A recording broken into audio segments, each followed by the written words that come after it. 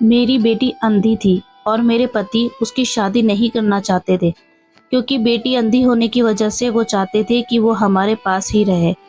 लेकिन एक दिन मैंने एक अच्छा रिश्ता देखकर उसकी शादी कर दी। शादी के बाद बेटी फ़ोन पर कहती, माँ मैं बहुत खुश हूँ, आपको आने की ज़रूरत नहीं है। एक दिन मेरे पति मुझे साथ लेकर बेटी के घर चले गए, तो दरवाज़ा खुलते ही वो चौंक गए और जब मैंने बेटी से दामाद का पूछा तो बोली, उन्होंने ही दरवाज़ा खोला था। तो मैं चकरा गई और पति ने गुस्से में मैं 5 महीने बाद आज अपनी बेटी के ससुराल जाने वाली थी। आज से पहले जब भी उससे बात हुई थी तो फ़ोन पर ही बात हुई थी। मैं रोज़ाना अपनी बेटी से फ़ोन पर ज़रूर बात किया करती और वो मुझे बहुत खुश दिखाई देती। उसकी खुशी से भरी आवाज़ सुनकर मेरा दिल खुश हो जाता और मैं अपने पति से कहती कि देखो तुम कहते थे ना कि अपनी बेटी की शादी नहीं करवाऊंगा, उसे हमेशा अपने पास रखूंगा क्योंकि वो अंधी है। मगर अब देखो वो कितनी खुश है अपने पति के साथ। उसकी ज़िंदगी तो खुशियों से भर चुकी है। बस अब यही मैं प्रार्थना करती हूँ भगवान से कि भगवान मेरी बच्ची को हमेशा खुश रखे। मेरे पति भी गहरी सांस लेकर रह जाते। सुशीला, मैं तो समझ रहा था कि हमारी बच्ची अंधी है, कुछ देख नहीं सकती। भला शादी के बाद ससुराल के कामकाज में कैसे हाथ बटा पाएगी।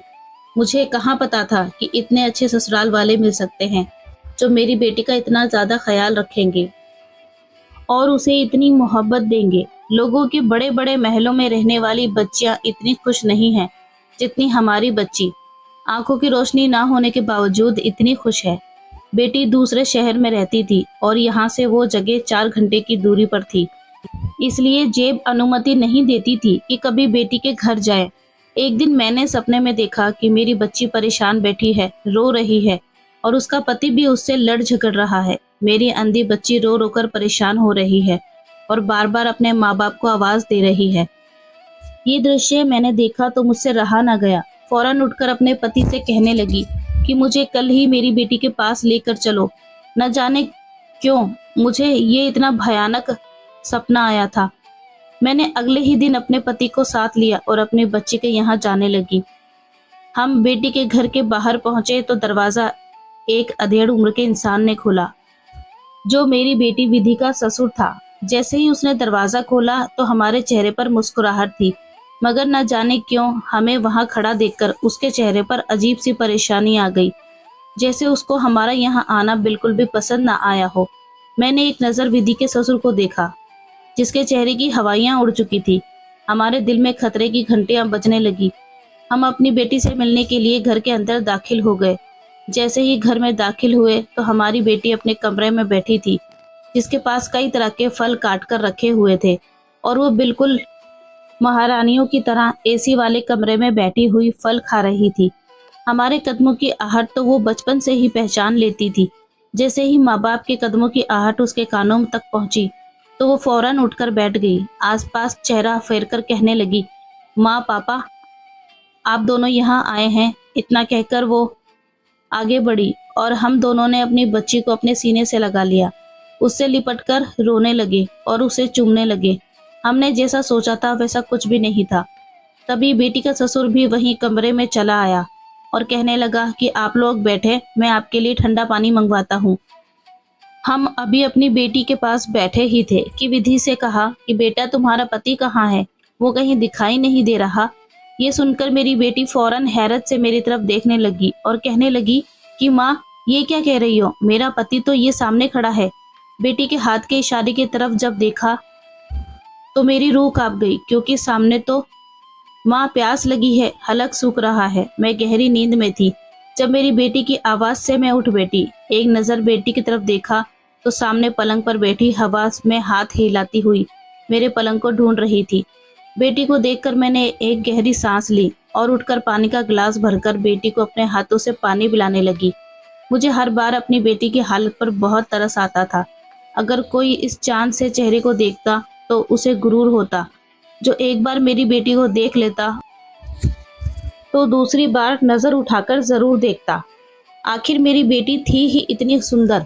मगर जब किसी को पता चलता कि मेरी बेटी अंधी है तो वो कानों को हाथ लगाकर रह जाता। कहने लगते कि यकीनन ये माँ बाप के किसी बड़े पाप की सजा होगी, जो इतनी सुंदर बच्ची पैदा हुई और वो भी अंधी। वरना दुनिया में इतने हसीन लोग बहुत कम ही देखे जाते हैं। जब मैं अपनी बच्ची को यूं चुपचाप एक जगह बैठे हुए देखती तो मेरा दिल टूट सा जाता। मेरी तो तमन्ना थी कि मेरी बेटी ये रंग बिरंगी दुनिया देख सकती, अपने माँ बाप को पहचान सकती, मगर उसने तो सिर्फ अपने हाथों से ही हमारे चेहरे के नए नक्श पहचाने थे। वो चीज़ों को सूंघकर और महसूस करके पहचान लेती थी और अपने दिल के ज़रिए महसूस करते हुए थोड़ा बहुत चल फिर सकती थी और हमारी आहटों से हमें पहचान सकती थी। मैंने बेटी को पानी पिलाया, एक गहरी नज़र बेसुध होते हुए अपनी पति पर नज़र डाली, जो दिन भर का थका हारा अब अपने बिस्तर पर सो चुका था। विधि हमें हमारी जान से भी ज़्यादा प्यारी थी। दुनिया वाले इसके बारे में जो भी सोचते, मगर हमारी तो जान हमारी इस बेटी में बसा करती थी। बेटी जवान हुई तो मेरे दिल में अजीब सा ख्याल आने लगा। मैं अपनी अंधी बेटी में भी गुण तलाशने लगी। जब भी गांव में किसी लड़की की शादी की खबर सुनती तो मेरा भी दिल करता कि मैं भी अपनी बेटी की शादी करूं। ये सिर्फ देख नहीं सकती मगर घर को बहुत अच्छे से संभाल लिया करती थी। मैं इन्हीं सोचों में गुम बैठी थी जब एक दिन मेरा पति घर वापस आया। वो काम से थका हारा वापस आया था। बाप के कदमों की आहट सुनते ही मेरी बेटी फौरन उठी और दीवारों का सहारा लेते हुए किचन में चली गई। वहीं अपनी जगह पर वाटर कूलर रखा था। बेटी ने पानी भरा और गिलास लिए बाप के पास आ गई। कहने लगी, पापा पानी पी लीजिए, बहुत थक गए होंगे। ऐसा कहकर वो बाप के पास घुटनों के बल बैठ गई और फिर उनकी टांगें दबाते हुए पैरों से जूते उतारने लगी। पापा आप यहीं लेट जाओ, मैं आपकी टांगें दबा देती हूँ। रामेश्वर ने जब बेटी की ये बात सुनी तो हमेशा की तरह मुस्कुराकर उसके सिर चूम लिया और आशीर्वाद देते हुए कहने लगा, नहीं मेरी बच्ची, तुम यहाँ मेरे पास बैठो और बताओ आज माँ ने तुम्हें डांटा तो नहीं या तुमसे ज्यादा काम तो नहीं करवाया। मैं अभी तुम्हारी माँ की खबर लेता हूँ। तो विधि मुस्कुराकर कह देती कि नहीं नहीं, माँ तो मेरा बहुत ख्याल रखती है, मुझसे कोई काम भी नहीं करवाती। अगर उन्होंने मुझे तंग किया तो मैं जरूर आपको बताऊंगी। उस दिन जब मैंने विधि को कमरे में भेजा तो अपने पति से कहने लगी कि हमारी विधि अब जवान हो चुकी है, क्यों ना हम इसकी शादी करवा दे। मेरी ये बात सुनते ही मेरे पति हैरत से मुझे देखने लगे। ऐसा लगता था जैसे मैंने कोई बहुत अजीब सी बात कह दी हो जिसका किसी ने सोचा भी ना हो। कहने लगे कि पगली, तेरा दिमाग तो खराब नहीं हो गया, आखिर कहना क्या चाहती है। विधि के बारे में तुझे पता तो है, इसकी आंखों की रोशनी नहीं है। इस हालत में हम अपनी बच्ची की शादी कैसे करवा सकते हैं। मैं कुछ बोलना चाहती थी कि कहना चाहती थी, मगर मेरे पति ने मुझे चुप करवा दिया और कहने लगा कि मुझे इस चीज को लेकर कोई भी बात नहीं करनी। ये मेरी बच्ची के फ्यूचर का सवाल है। यहाँ तो वो अपने माँ बाप के घर में रहती है, इसे हर तरह से आज़ादी है। हमें पता है कि हम अपनी बेटी को कैसे हैंडल करना है, जबकि वहीं पर ही अगर ये ब्याह करके अपने घर चली जाएगी तो फिर क्या होगा। तुम जानती तो हो, पति के कामकाज, उसकी जिम्मेदारियां, फिर सास ससुर और ननद भावज के रिश्ते, ये सब वो कैसे निभाएगी। इस घर की तो हर एक चीज और चप्पे चप्पे से हमारी बच्ची वाकिफ है। मेरा पति ऐसी बातें करवाकर मुझे चुप करवा रहा था, जबकि मैं यही सोचकर परेशान हो रही थी कि आखिर मेरी बच्ची आगे की जिंदगी कैसे गुजारेगी। मैं बहुत दूर की सोचा करती थी। दिमाग में कई तरह के ख्याल आने लगे थे। रात को अगर बच्ची की नींद खुल जाती तो मैं यही सोचती रहती कि जब इस दुनिया में हम नहीं होंगे तो फिर हमारी बेटी कहाँ जाएगी, इसकी जिम्मेदारी कौन उठाएगा। ये सोच सोच कर मेरी आंखों से आंसू निकलते जा रहे थे। ये गांव वाले और रिश्तेदार तो मेरी बेटी का वैसे भी मजाक उड़ाया करते थे क्योंकि वो अंधी थी। एक दो औरतों ने तो ये तक कह दिया था कि अच्छा होता जो ऐसी औलाद पैदा होने से पहले ही मर जाती। जैसे जैसे बड़ी होगी वैसे तरह तरह के मसले खड़े होंगे। आखिर कौन है जो इसको पालेगा। जब ये सोच आती तो मैं यही प्रार्थना करती कि ए भगवान, कोई अच्छा सा रिश्ता आ जाए जो मेरी बेटी को अपने घर ले जाए। मेरी बेटी देखने में बहुत सुंदर थी, उसका व्यवहार भी बहुत अच्छा था। अगर घर का अंदाजा इससे हो जाता तो ये हर काम में ही बड़े अच्छे तरीके से कर लिया करती थी। एक दिन रिश्ते लगाने वाली हमारे घर आई और कहने लगी कि फला इंसान ने मुझे तुम्हारे घर के बारे में बताया है कि तुम्हारे घर में जवान बेटी है, तो क्या मैं तुम्हारी बेटी का रिश्ता उनसे करवा दूं। मैं जो बैठी आंगन में चावल चुन रही थी, अचानक से रिश्ते वाली बात सुनकर हैरत में पड़ गई। कहने लगी कि आपका दिमाग सेट तो है, क्या आपको पता नहीं कि मेरी बेटी अंधी है। उसे कुछ भी दिखाई नहीं देता। हम उसकी शादी नहीं करवाना चाहते। तो वो रिश्ते वाली कहने लगी कि ये सब कुछ मैं जानती हूँ और मैंने आपको भी बताया है, मगर वो कहते हैं कि हमें इससे कोई मसला नहीं है। वो खाते पीते घर का लड़का है और इकलौता भी है, तुम्हारी बेटी को खुश रखेगा। मैंने जब लड़के वालों की तारीफें सुनी तो मैं खुश हो गई और दिल में एक बार फिर ये उम्मीद जागने लगी कि मैं अपनी बच्ची की शादी करवा दूं। उन्हें मेरी बेटी के अंधेपन से कोई मतलब नहीं था। वो अमीर लोग थे, घर में नौकर चाकर थे, कामकाज के लिए तो उनके पास नौकरानी ही बहुत थी। वो बस मेरी बेटी के व्यवहार और अच्छे आचरण की वजह से इसे अपनाना चाहते थे। मगर एक बात समझ नहीं आई थी कि उन लोगों ने मेरी बेटी का पता कैसे चला। आखिर जैसे ही रात हुई तो मैंने ये बात अपने पति से की। एक बार फिर पति के माथे पर बल आ गए। कहने लगा, तुम्हारा तो दिमाग खराब हो चुका है, क्यों मेरी बेटी की जिंदगी नर्क बनाना चाहती हो। मैं बिल्कुल उसकी शादी किसी से भी नहीं करूंगा। ये सुनकर तो मैं भी परेशान हो चुकी थी। पति को बहुत समझाया मगर वो ना माने। अगले ही दिन मेरे कहने पर लड़के वाले हमारे घर आ चुके थे। उस समय मेरा पति घर पर ही था। वो लोग बड़े ही अच्छे थे। उन्होंने जब मेरी बेटी को देखा तो साथ आई औरतों ने मेरी बेटी को सीने से लगा लिया और कहने लगी, ये तो बस हमारी बहू बन चुकी है। मेरा पति हड़बड़ाकर उनकी तरफ देखने लगा और कहने लगा कि मैं माफ़ी चाहता हूँ, मगर हमारी बेटी अंधी है और हम नहीं चाहते कि उसकी शादी करें। शादी के बाद एक लड़की पर कई तरह की जिम्मेदारियां आ जाती है और ये वो जिम्मेदारियां नहीं निभा सकती। वो लोग कहने लगे कि ये सब कुछ आप हम पर छोड़ दे। वो पहली बार हमारे घर आए थे तो फल और शगुन की थाली लेकर आए थे। उन्होंने विधि के हाथ में 15,000 रुपए रखे।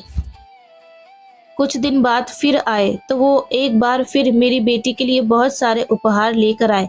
ये सब कुछ देखकर मैं और मेरा पति अंदर ही अंदर पिघलते जा रहे थे। वो लोग हमारी बेटी में चुपचाप दिलचस्पी रखते थे। वो औरत और उसका पति बड़े ही अच्छे व्यवहार के थे। वो हमारी बेटी के साथ बहुत ही नरमी से पेश आते थे। वहीं उनका लड़का भी हमें बड़ा ही भाया। मैं तो बिल्कुल इस रिश्ते से राजी हो चुकी थी, मगर मेरा पति नहीं माना। उसने इस रिश्ते पर राजी होने में 2 महीने लगाए। मेरी बेटी का रिश्ता तय हो गया और हम उसकी शादी की तैयारियां करने लगे। मेरी बेटी भी इस रिश्ते से बड़ी खुश थी। उसने देखा तो न था, मगर मन की आंखों से वो सब कुछ पहचान रही थी। शादी की डेट फिक्स करने लगे तो वो लोग अपनी रीति और रिवाज के मुताबिक ही सारे काम कर रहे थे। कहने लगे कि हम अपने रीति रिवाज के मुताबिक ही शादी करेंगे। एक दिन वो हमारे घर आए और कहने लगे, यहाँ ये रिवाज है कि लड़की की शादी लड़के के यहाँ लाकर की जाती है, क्योंकि ये सफ़र भी लंबा है। 4 घंटे बाद ही हम यहाँ पर पहुँचेंगे। इसलिए हमारे यहाँ यही रीति रिवाज है कि जब दूर से रिश्ता किया जाए तो शादी लड़के के यहाँ जाकर ही की जाती है। ये सुनकर हम सोच में पड़ चुके थे कि आखिर ऐसा कैसे हो सकता है, मगर फिर हमें मानना ही पड़ा, क्योंकि जल्दी ही हमारे संबंध बहन भाइयों जैसे हो चुके थे। हमने ये तय किया कि वो लोग हमारी बेटी को अपने यहाँ ले जाएंगे और फिर अगले ही दिन हम पति पत्नी दहेज का कुछ सामान लेकर उनके घर पहुँचेंगे और वहाँ पर दोनों बच्चों की शादी कर देंगे। इस बात पर सब कुछ तय हो गया और यूं उस दिन हमारी बेटी हमारे घर से विदा होकर उन लोगों के साथ चली गई। हम दोनों को दहेज का सामान लेकर सुबह ही वहाँ जाना था। अगले दिन जब हम गाड़ी में सामान रखकर अपनी बेटी के यहाँ जाने लगे तो रास्ते में एक एक्सीडेंट हो गया, जिसकी वजह से रास्ता ब्लॉक हो चुका था। वहाँ पर हमारे 3-4 घंटे व्यर्थ हो चुके थे। मजबूरन हमें दूसरे रास्ते से जाना पड़ा, जिसमें हमें 5 घंटों का रास्ता तय करके अपनी बेटी के ससुराल पहुँचना पड़ा। जब वहाँ पहुँचे तो मेरे पैरों के नीचे से ज़मीन निकल गई, क्योंकि मेरी बेटी की शादी हो चुकी थी। वो दुल्हन बनी सोफे पर बैठी हुई थी। आसपास कई मेहमान इकट्ठे थे। मेरी बेटी का पति उसके दाईं तरफ खड़ा मुस्कुरा रहा था, जबकि उसका ससुर और सास उसके साथ बैठे फोटो खिंचवा रहे थे। हमें देखकर वो लोग आए और माफ़ी मांगते हुए कहने लगे कि आपने आने में बहुत देर कर दी, इसलिए हमने शादी करवा दी, क्योंकि पंडित जी को कहीं और भी शादी करवाने के लिए जाना था। हमारी बेटी की शादी हो चुकी थी, हमें और क्या चाहिए था। हमारे चेहरे पर मुस्कुराहट सी फैल गई और बेटी को आशीर्वाद देने लगे। वो घर बिल्कुल एक महल जैसा था और हम खुश थे कि हमारी बच्ची यहाँ राज करेगी। ये शादी इनकी रीति रिवाज के मुताबिक ही हुई थी। हम एक दिन तक वहीं रहे और फिर अपनी बच्ची को दोबारा आने का कहकर वापस अपने घर चले आए। हम दोनों के कंधों से तो जैसे एक भारी बोझ उतर चुका था। घर आए तो अक्सर बेटी को फोन करके पूछते रहते, तो वो कहती कि मैं यहाँ बहुत खुश हूँ। यहाँ पर सभी बड़े अच्छे हैं, मेरा बहुत ख्याल रखते हैं। कभी किसी ने मेरे सामने ऊंची आवाज में बात तक नहीं की। ये मुझे बिल्कुल सगे माँ बाप जैसा प्यार करते हैं और मेरे पति भी बहुत अच्छे हैं। मैं बेटी के मुंह से ये सुनती तो दिल को सुकून आ जाता। मेरा पति भी अपने काम में व्यस्त हो गया और मैं भी घर के काम काज में बिजी रहने लगी। ऐसे ही जिंदगी गुजरती रही। मैं बेटी से कहती किसी दिन हमारे यहाँ चक्कर भी लगा लो, तो वो कहती कि माँ यहाँ पर इनके रिश्तेदार हमसे मिलने के लिए आ रहे हैं। दूर दराज रिश्तेदारों से हमें दावत के लिए जाना होता है, इसलिए हम कभी नहीं आ सकते, तो मजबूरन मुझे भी चुप रहना पड़ता। कई दिन से अजीबोगरीब सपने आ रहे थे, जैसे मेरी बच्ची रो रही हो या किसी मुसीबत में हो। कभी सपने में मैं उसे कोई सांप आकर डस जाता, तो कभी वो किसी गहरे कुएं में गिरती चली जाती। मैं चाहकर भी अपनी बच्ची को ना बचा पाती। एक बार तो हद ही हो गई, मैं अपनी बच्ची को खुद अपने हाथों से कुएं में धकेल रही थी। ये सपना मुझे बेचैन कर चुका था। उस दिन बेटी को कॉल की और बोली कि मैं तुमसे मिलना चाहती हूँ, तुमसे मिलने आना चाहती हूँ, तुम खुश तो हो ना। मेरी बेटी मुस्कुराकर कहने लगी, हाँ माँ, मैं बहुत खुश हूँ। खुशी तो जैसे उसके शब्दों से ही जाहिर हो रही थी। कहने लगी कि आपको यहाँ पर आने की कोई ज़रूरत नहीं, मैं खुश हूँ और खुद ही आपके यहाँ चक्कर लगाऊंगी। बस शरद जी को काम से छुट्टी मिल जाए। 4-5 महीने गुजर चुके थे, मगर ना मैं अपनी बेटी से मिलने के लिए गई थी और ना ही मेरी बेटी हमारे यहाँ आई थी। अब तो मुझे अपनी बच्ची की बहुत याद आने लगी थी। जी चाहता था कि उड़कर अपनी बच्ची के पास चली जाऊं, मगर ऐसा हो नहीं सकता था। एक दिन मैं यूं ही बैठी रोने लगी, क्योंकि बेटी की याद तो जैसे मेरा दिल चीरने लगी थी। पति भी मेरे साथ ही उदास हो गए थे। कहने लगे, कल ही अपनी बच्ची से मिलने के लिए हम शहर में चलेंगे। अगले ही दिन सुबह सुबह हम दोनों पति पत्नी बहुत से फल अपने साथ लिए हुए अपनी बेटी के यहाँ जाने लगे। 4 घंटे का सफर तय करने के बाद हम अपनी बेटी के घर के बाहर पहुंच चुके थे। दरवाजे पर दस्तक दी तो कुछ देर बाद बेटी के ससुर ने दरवाजा खोला। हम तो समझ रहे थे कि हमें देखकर वो मुस्कुराएगा, मगर उसके चेहरे पर तो अजीब सी परेशानी आ गई थी। उसका रंग पल भर में फीका पड़ चुका था। वो डरे हुए चेहरे के साथ हमारी तरफ देखने लगा। हम घर के अंदर दाखिल हुए तो हमारी बेटी अपने कमरे में बैठी आराम कर रही थी। बेटी ने हमारे कदमों की आहट सुनी तो फौरन उठकर हमारे सीने से लग गई और खुशी के मारे रोने लगी। मैं भी अपनी बेटी को चूमने लगी और बोली, बहुत याद आ रही थी। इस वक्त घर में सिवाय विधि और उसके ससुर के अलावा कोई और था ही नहीं। हम वहां पर कुछ देर बैठे और अपनी बेटी से पूछने लगे। वो तो वाकई बड़ी खुश लग रही थी। मैं ये देखकर दिल को सुकून मिला। बेटी का ससुर वहीं कमरे में ही बैठा था। हमें बैठे हुए काफी देर हो गई थी, तो मैं बेटी से कहने लगी कि तुम्हारा पति कहाँ है, अभी तक घर नहीं आया। तो बेटी कहने लगी कि क्या बात कर रही है माँ, मेरे पति यहाँ सामने ही तो बैठे हैं, जो आपसे बात कर रहे हैं। मेरे तो सर पर पहाड़ टूटा था। सामने तो बेटी का ससुर बैठा था। मैं बेटी से कहने लगी कि ये क्या कह रही हो, तुम्हारा पति तो यहाँ पर कहीं भी नहीं है, ये तो तुम्हारे ससुर हैं। मेरी बेटी फौरन बौखलाकर उठी और खड़ी हुई। कहने लगी कि नहीं माँ, मेरा तो कोई ससुर नहीं है, मैं तो अपने पति के साथ इस घर में रहती हूँ। मेरा पति गुस्से से उठ खड़ा हुआ और बेटी के ससुर को कहने लगा, ये क्या कह रही है, आपका बेटा कहाँ है। हम तीनों ही हैरत में थे, कुछ समझ नहीं आ रहा था कि तभी वो इंसान जिसकी उम्र 50 से 55 साल के आसपास की थी, गला साफ करके कहने लगा कि आपकी बेटी विधि मेरी ही पत्नी है। ये खबर तो हम पर पहाड़ बनकर टूटी थी। मेरा पति आगे बढ़कर उस इंसान का कॉलर पकड़कर उससे कहने लगा, ये क्या बकवास कर रहे हो, ये तुम्हारी बहू थी। वो कहने लगा कि ऐसा नहीं है, दरअसल मैं अपना घर बसाना चाहता था। ये धन दौलत मेरे पास बहुत थी, मगर मैं अभी कुंवारा था। मैंने अपनी सभी बहन भाइयों को ब्याह दिया था। वो दूसरे मुल्कों में मौज कर रही थी। जब मैंने शादी करने का सोचा तो कोई भी मुझसे शादी करने को तैयार नहीं था, क्योंकि मेरी उम्र हो चुकी थी। इसलिए रिश्ते वालों से कहा कि जैसे भी करके मेरी शादी करवाओ। उसने मुझे आपकी बेटी के बारे में बताया तो मैं शादी के लिए तैयार हो गया और यूं विधि मुझे दिल ही दिल में भाने लगी थी। मैं जानता था कि आप अपनी बेटी की शादी मुझसे नहीं करवाएंगे, इसलिए ये सारा प्लान मैंने ही बनाया था। और फिर शादी वाले दिन भी मैंने आपके आने से पहले ही शादी कर ली, ताकि आप लोगों को पता ना चल सके कि आपकी बेटी की शादी किससे हुई है। ये खबर हम तीनों पर ही बिजली बनकर टूटी थी। मेरा पति तो गुस्से से उस इंसान को मारने लगा। विधि अलग रो रही थी। हमने उसी समय अपनी बच्ची को साथ लिया और घर वापस चले आए। इसके बाद विधि का पति कई बार आया और माफी मांगने लगा। उसने विधि से कहा कि तुम बताओ, क्या मैंने एक बार भी तुम्हारे साथ ऊंची आवाज में बात की? क्या तुम पर कभी हाथ उठाया? तुम्हें हाथ का छाला बनाकर रखा था। तुम्हारी हर ख्वाहिश मैंने पूरी की है। तुम्हें एहसास ही नहीं होने दिया कि तुम्हारे पास आंखें नहीं है। विधि भी दिल ही दिल में अपने पति को पसंद करने लगी थी। कहने लगी कि हाँ माँ, मैंने ना तो इनका चेहरा देखा है और ना ही इनका शरीर। मैं तो बस व्यवहार और इनकी मेरे साथ मोहब्बत देखकर इनसे प्यार करने लगी हूँ।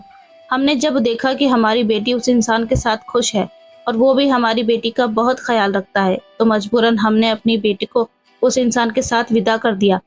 उस इंसान की मोहब्बत में कोई कमी नहीं आई। वो हमारी बेटी को अपने घर की इज्जत बनाकर रखता था। इसके बाद मेरी बेटी ने एक खूबसूरत से बच्चे को भी जन्म दिया। उसकी जिंदगी में खुशियां थी। वो अपने पति के साथ खुश थी। फिर हम कौन होते हैं उसे अपने पति से अलग करने वाले? हम भी उसकी खुशियों में खुश हो गए। हाँ, मगर ये झूठ और धोखे से की गई शादी। मगर वो अपने पति के साथ खुश थी और इस शादी को भूलना आसान नहीं था। उम्मीद है ये कहानी आपको पसंद आई होगी। पसंद आई हो तो लाइक करें और चैनल को सब्सक्राइब करें। बेल आइकन दबाना ना भूलें। मिलते हैं कल एक नई कहानी के साथ। तब तक अपना ख्याल रखें। Thanks for watching.